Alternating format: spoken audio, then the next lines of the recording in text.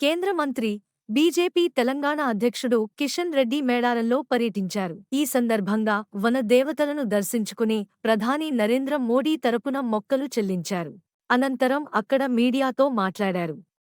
రేపు చాలా మంది కేంద్ర మంత్రులు వన దేవతల దర్శనం కోసం మేడారం రాబోతున్నారని ప్రకటించారు. మేడారం జాతరపై కేంద్ర ప్రభుత్వానికి ఎలాంటి వివక్ష లేదని చెప్పారు. అయితే అనేక మంది మేడారంను జాతీయ పండుగగా నిర్వహించాలని చాలా మంది అడుగుతున్నట్టు గుర్తుకు చేశారు.